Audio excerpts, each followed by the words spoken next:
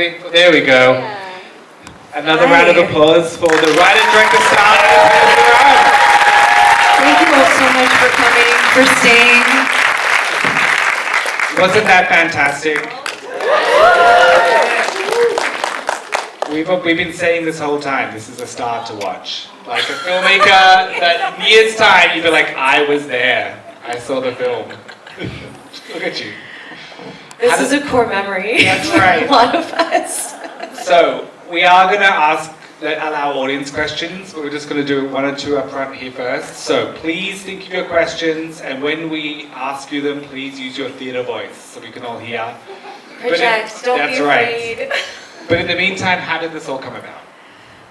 So the beginning of this film, I was an out of work actor living in New York City for a long time, and I was really frustrated, I think, with the opportunities that I had as an actor, especially because I'm not white. A lot of the roles that were available to me were like the doctor, or the girl who wears a headscarf and is a token ethnic person.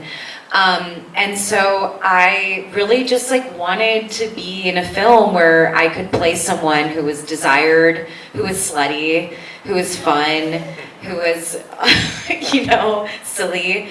And so I think that for me, representation just really matters.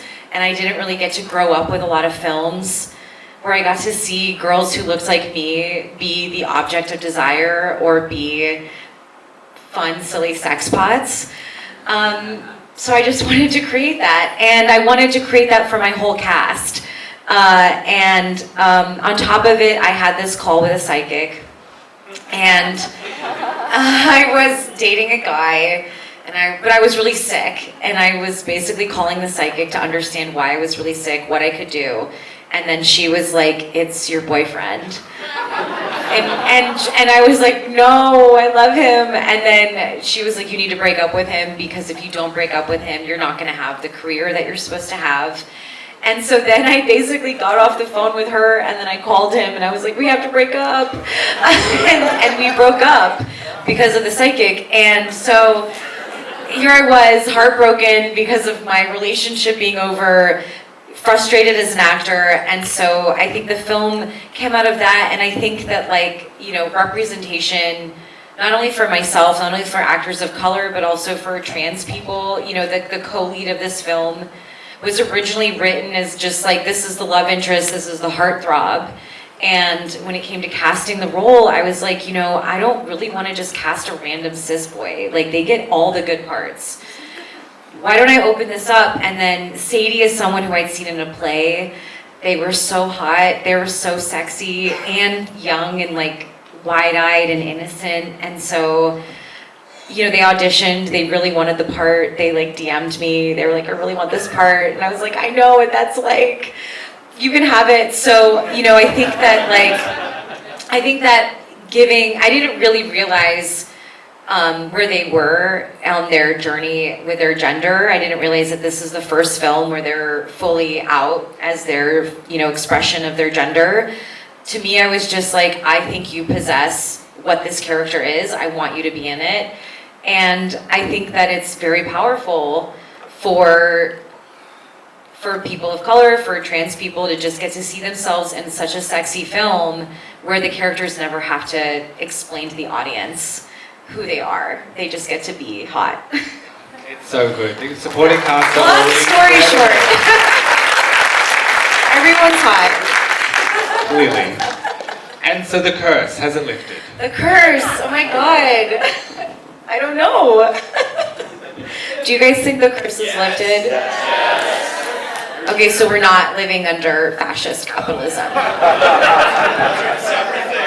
Are they? Yes. They're separate. For you, maybe. I think that, I always joke that the only way to lift the curse is to organize. It's not a joke, actually. And, I think that something that's been really moving for me on this little journey that I've been on with the movie and touring the film and showing it, especially around the South, especially around America, especially when I go to queer festivals or sex work festivals or porn festivals, is like getting to see so many people in the room who I feel like this is the community, like this is it. And cinema has this incredible magical power of bringing people together into one space, and you get this, you know, shared experience or shared trauma of the film, but at the end of it you also get to be in the same room as each other and you get to find each other. And I think that, like, considering our country is like dabbling or fully obsessed with fascism, and, you know, putting people into camps and like calling people terrorists who aren't terrorists, who are just like fucking people, you know, I think that like more than ever, there's like this incredible power of community and this incredible power that cinema has, that theater has, that anything has, that brings people together in person and makes you look at everyone around you and see like, these are my fucking people. If you like the film. And if you didn't like the film, you're not in this group. Kidding. Not kidding. But that there is this like beauty to like what organizing can look like. And like this is a form of action, I think, of lifting the curse. Because lifting the curse does require organizing action. Amen. And let's all go to the cinema as much as we can. It's so important. I want to make sure the audience get as many questions as they can. So let's turn to them already. All right, first hand up. Let's do it. Good questions. And speak loud. All right, first question. Interesting movie, fantastic movie. Enjoyed you so much. You're beautiful. What is with the secondary characters? Are they cleaning people? Like we see. Oh yeah, like cleaning people. Are they like angels to you? Are Ooh, they? that's such a good interpretation. Yeah, could be. I don't want to We can ruin hear at the it. back. I think you should keep that. That's such a good interpretation than mine. I thought they did such a great characters or developing throughout the movie that we see them appearing, yet cleaning the floors with the. There is a little like Wim Wenders in there, I guess, Little Wings of Desire. Amazing movie. I know. We've been just talking about movies this whole time. I wanted there to be, I love this idea. I actually want you to keep that because I think that's actually really beautiful and I might just change my intention right now.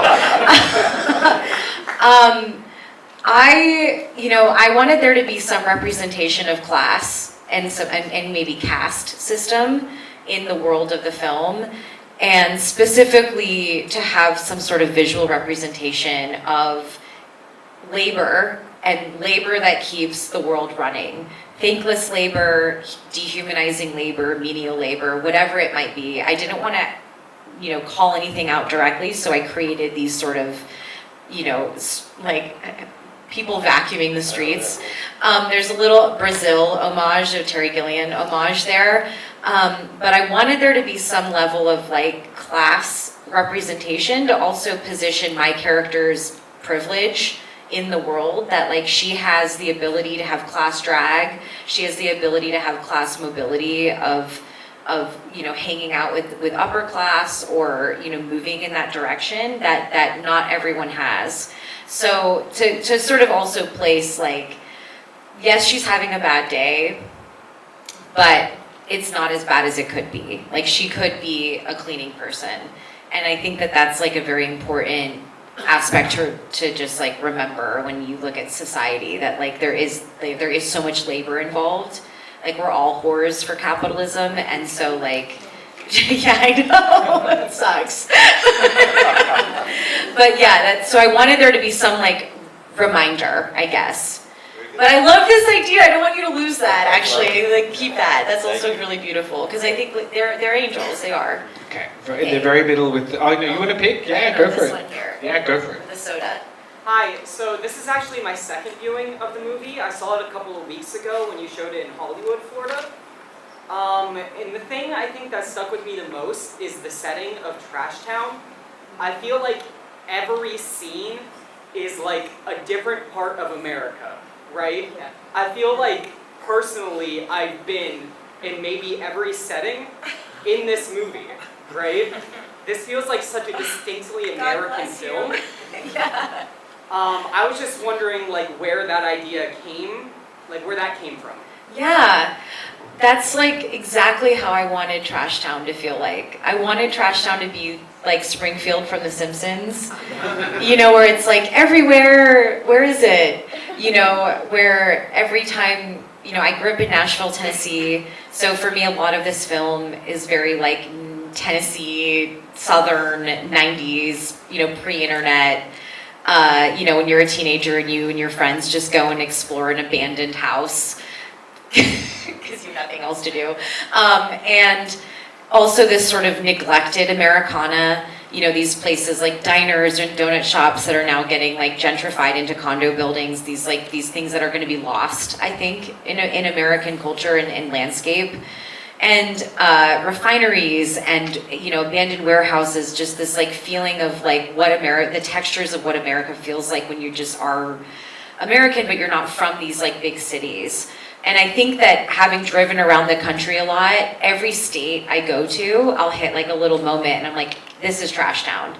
You know, like this is this random corner with a random factory in this like busted up gas station. You know, I just think that there's something so American about it, and it's also like we never get to really see or celebrate these fringes and how much they like impact, you know, who we are, I guess, and our landscape, I think. And we're losing them too to these developers. So I think that like Trash Town really was born out of this nostalgia for Tennessee when I was a teenager. Also, that was like when I was very like emotional and in love all the time. So it's like heightened in general as being very beautiful. But yeah, that was the core of it. And I wanted it to feel like a cartoon, like Pee-wee's Big Adventure, like a whimsical, trashy America that we love, and that I think is like kind of universally or nationally celebrated, no matter who you are. Thank you. Thank Do you wanna you. take Thanks the for next staying one? the second time. Actually, I'm going to We had pick. so many questions. That's right. In the red and white in the very middle. That's yourself. Yes. Yes. I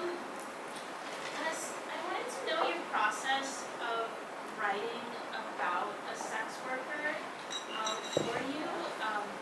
Did that process like include like learn more about sex work or consultation, or if you could let me know or let us know about that process of writing a character who's a sex worker. I just wrote my real life as a sex worker. I just was like, people say crazy shit, and you have really weird clients, and there are times when you're in a scene, or you're in a session, or you're whatever, and you're like, or even like in the strip club when I danced, people would say crazy shit, and I would just like write it in my phone. And like the whole strip club section was just like me being like, okay, and then this guy said this about my tits, and then this guy said, you know, it was all just like thinking, you know, I'd have these like moments in my life, and I think it expands beyond sex work into just intimacy, where you have these moments in intimacy or moments in any moment of your life where you're like, this is fucking weird. This would be an amazing scene in a movie. Yeah. And then you like drop back into the moment and you have to like finish whatever's happening. But also the woman who was my intimacy coordinator, she's actually in the film. And she's this woman who 10 years ago is the woman who trained me as a dom. You know, she was like working with me on set and just giving me support, and she was our intimacy coordinator. And you know, I also think that like in my community, there's a lot of sisterhood. So I think that like, you know, I really value that. And so she's my receptionist in the fancy hotel, and her little dog, that's her dog. But yeah, she's like the woman who like brought me into the like BDSM fold. We Amazing. can talk about that later. Would you like to take a turn So picking many a question? questions. Okay, can we do any two first? I don't know. Can we do like these two at All once? right. I think that's one, and yeah, let's do it. You're so nice. I heard that you were afraid to ride the moped. Oh, where'd you hear that? It's true. It's a podcast. Okay. Is there any other stunts that you did that you had to muster up the courage to do? No, it was just yeah, I don't know why I did that, because that was like once I wrote it, and then once I took motorcycle training and to learn how to ride a two-wheeled vehicle, and I was like, this is so scary, and then I picked the moped, and then we got it in Tampa. I actually got the moped from Tampa, Florida, at a used moped place, and then we spray painted the horses, but then when I rode the actual moped, I couldn't turn because I was too scared that it would fall over. So we would only shoot me going in one direction, and then we would cut, and then someone else would turn it around, and then we would shoot me going the other way. So yeah, it was, and we did use a helmet because I was like, oh, the hair, where's the helmet gonna go? It was too complicated. So yeah, there was a lot of fear, but a lot of the moped, we had it strapped onto a truck bed, and then the truck was just driving, and then we were just pretending to ride. I'm like, oh, no hands, we're just on a truck. I wasn't really riding it, but yeah, that was the scariest stunt, and I'll never do that again. Okay, and then this one. God, I have 40. Okay, so the music I thought was really interesting because it felt like there were so many different pieces from so many different genres and languages as well, which I thought was fascinating to see in something that's so designed around Americana, and was that a very specific intentional choice on world building and also cultural commentary? Yeah, I wanted the film, I think of Trash Town as existing in a parallel universe. And so I didn't want any of the music to be something that audiences could sing along with. And I know that's a weird thing, but when I watch a film and if I know a song, it immediately kind of takes me out of it, and I'm like, oh my god, I remember being in the car or wherever I am when I heard it, And so I had been building these playlists of music, of just world music that was soul, psych music from the 70s, and feeling kind of there's all this incredible music from Vietnam, from Trinidad, from Syria, from France. My character is sort of a Bridget Bardot, so there's a lot of yeah pop in there for her, but Italian music, and I wanted the music to feel American in the soul and in the psychness of it, but to not be of this world, if that makes sense. No, it makes perfect. And I think it's all sexy. I also thought it would be cheaper and easier for my movie to afford, which isn't really the case, but whatever, it's fine. It was still cheaper than getting a Rolling Stones song. But yeah, I liked this idea of it feeling familiar but not of this world. And I have a playlist and I can DM it to you if you want it. Yeah, if you DM me, I'll DM it to you. We're going to do a couple more, but we're going to be quick. And then you guys can just talk to me after Exactly. as well. Yeah. Out in the lobby. That'll be great. So, do you want to pick one? Okay, we'll do this one up here, waving. Oh, great. So I really love the film. I was wondering, did your client really bring you to his basement? And what was the decision process behind choosing who you casted as the wife? That was one of the surprising. Casting as who? As the wife. The wife.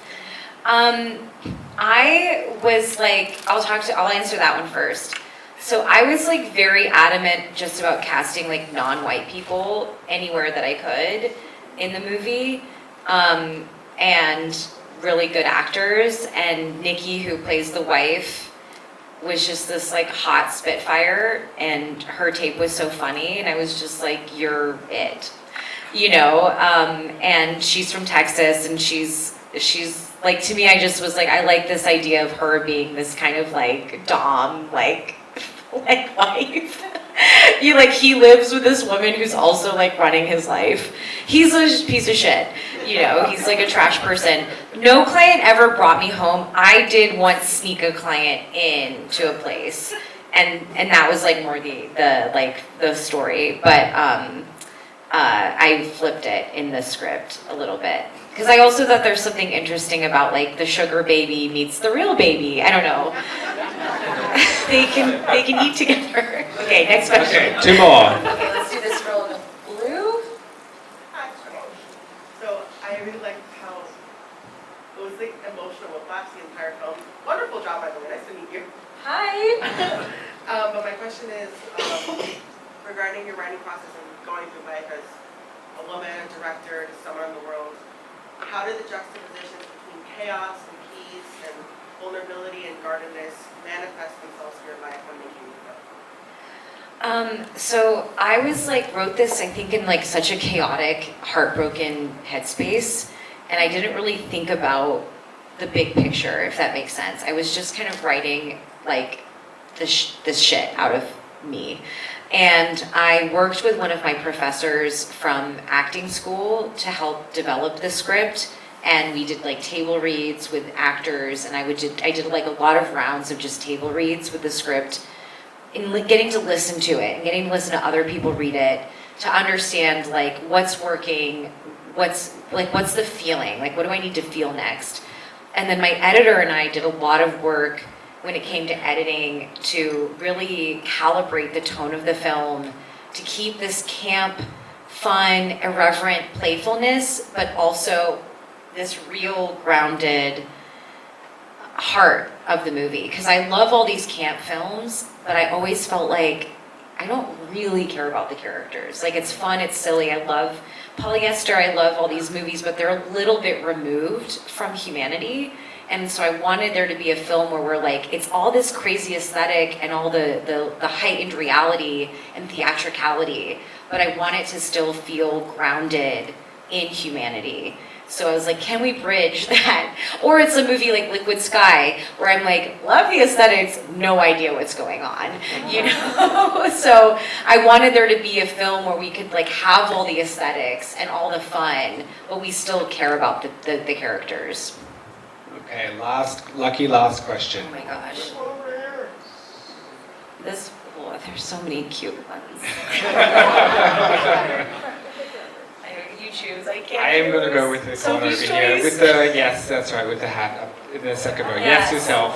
Yes, Come you talk to won. me after. Just That's come right. talk to me. Yeah. What's your question? It's kind of a twofer. Okay. Okay, so I'm curious about like funding. Like Oh, how God. you fund. I actually went to the bathroom, so I don't know if you said that already. Sorry.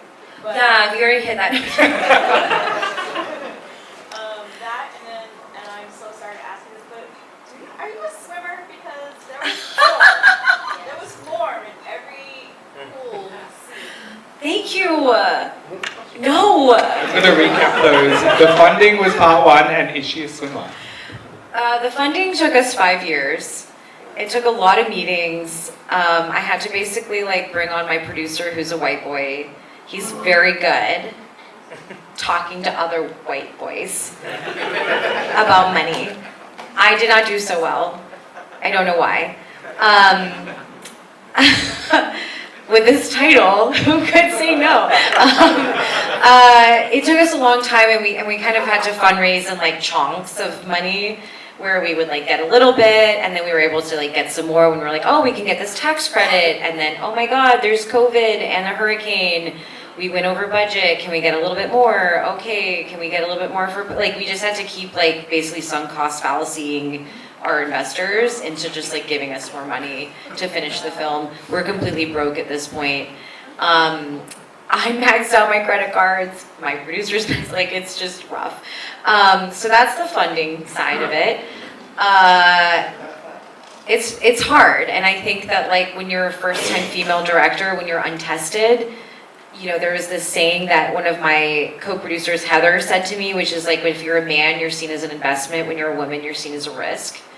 And I think that like, you know, we experienced a lot of that. And I would come out of meetings with my producer, and he would just be like, oh my God, they're so sexist. And I was like, really? I just thought that's life. Like, I just thought that's how people were. You know, I think that I didn't really have any context for any other kind of experience.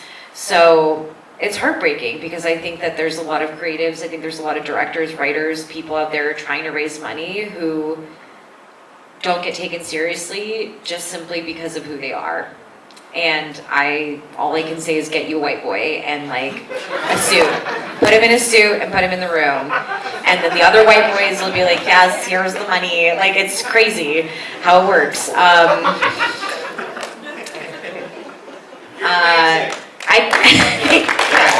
Here's my TED Talk. Yeah, he's available. Oh, God. He's available. All the white boys who look good in a suit, raise your hand so everyone who needs money can find you. I was never a swimmer, but I like grew up like loving to swim. And I always like was like a diving diva. And yeah, and that's like why I was like, we have to get the dive in there. I wasn't even allowed to dive in that pool. The pool was so warm. I was like, the whole day we filmed that was my favorite day on set.